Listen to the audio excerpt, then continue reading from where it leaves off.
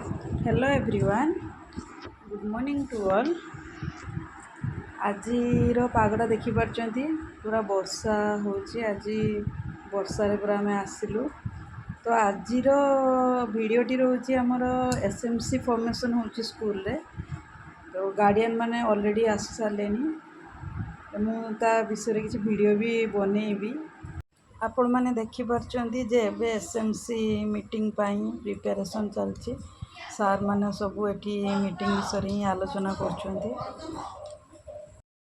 तो आपण मैंने देखुचंती वर्तमान आमर मीटिंग आरंभ हो जाइए।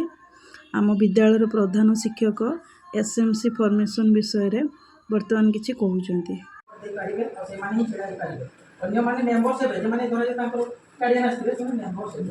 आमर ए मीटिंग रे आमर अति कम 50% निहाती दरकार।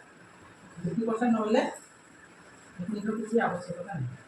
हम तो देखुची बहुत कम करते 50% नेबा बेले लागू नहीं। एटा देखिबा लास्ट देखिबा तापर आपन को मतामत नै कि हम आगेबा। एबे आम स्कूल सीनियर मोस्ट संग्राम केसरी गपसार से एसएमसी फॉर्मेशन विषय रे गार्डियन मानन को किछि बुझाउचंती।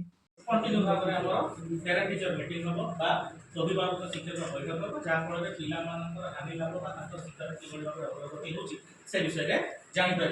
ता सहित कौन कौन ना समग्र शिक्षा और एनपी 2020 नियम पालन को सुनिश्चित कर शिक्षकों उपस्थिति सिलेबस समाप्त होगा नजर रख अभिभावक मान सहित छात्र छात्री अग्रगति संपर्क में सूचना बांट कर गार्डियन मानक कहुला एसएमसी रो सदस्य बाछिबा पई। तो आज दिनटी किछि एही भली भाबे थिला। Thank you.